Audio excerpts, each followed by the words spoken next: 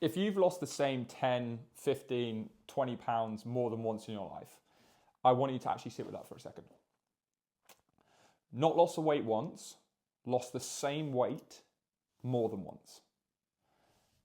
Clearly that's not a willpower problem, right? It's also not a metabolism problem either. Whatever your group chats might be trying to tell you. That, quite evidently, is a system problem. And in this video, I'm going to show you exactly where that system breaks down using a conversation I've had almost every single week with somebody who's convinced that their body is working against them. It isn't. So let's get into it. Here's the genuine pattern that I see, right? Over and over and over again. Somebody goes all in, clean eating, literally training every day, feeling amazing, and they lose the weight. But then, here's the crux of it, life happens. And there's a holiday, there's a few busy weeks, there's a bad patch at work, and it completely derails them. Not because they wanted it to derail them, far from it, but because the plan that they were on had absolutely no room for a bad week. It was either 100% or it was nothing.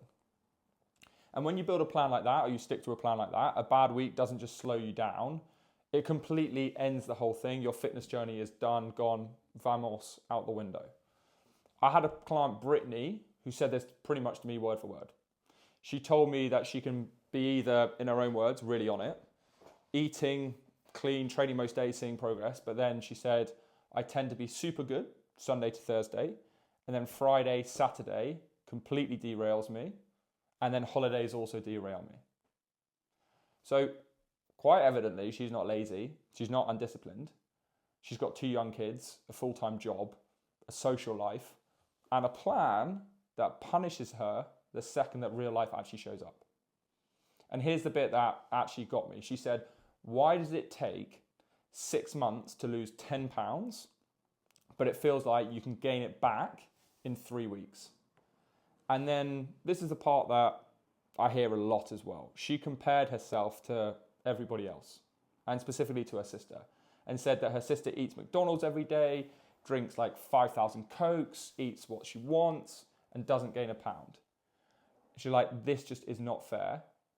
I can eat way healthier than she does, I work out, and I still gain. It feels like my body is working against me. Your body is not working against you. Trust me on that one.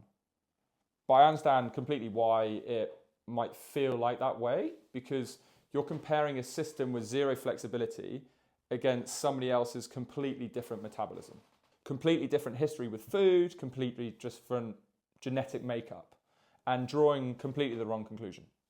The actual issue isn't your body.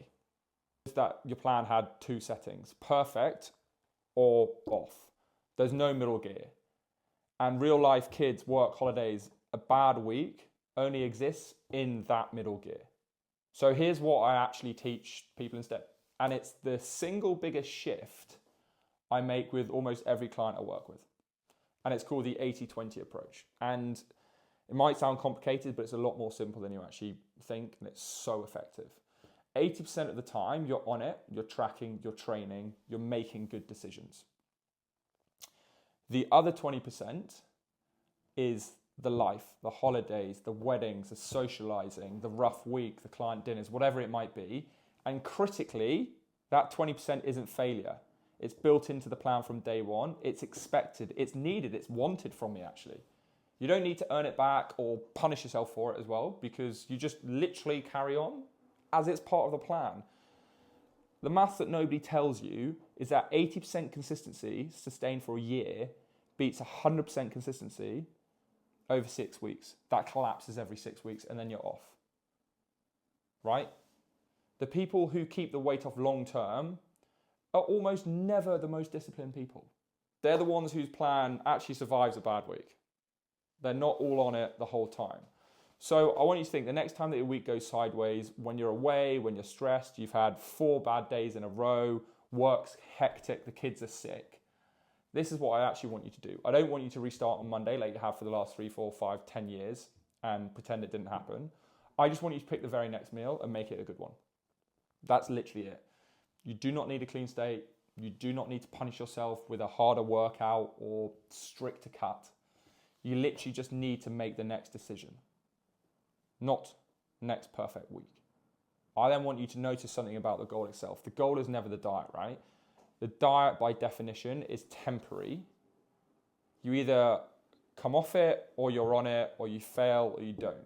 What you actually want is just a floor, a bottom line, a version of you training and eating, whether it's a great week or it's a terrible week. It doesn't matter. And yes, that might not sound exciting, I understand that, because it's not a 12-week transformation, but genuinely, it's the only thing that ever works. It's the only thing that works when I coach people longer term. So if you've lost the same weight more than once, please stop asking if it's a willpower or what's wrong with your body. Ask what is wrong with the plan that you're trying to stick to that can't survive a night out with your friends and you living life. Because if you fix that, the weight doesn't come back. Because ultimately, it's never really about the weight. It's about building something that can actually hold up when your life isn't perfect. Which, let's be honest, life is never really perfect. So if you implement that, you will finally start to see longer term the weight loss that you are wanting, and you'll have more fun with it.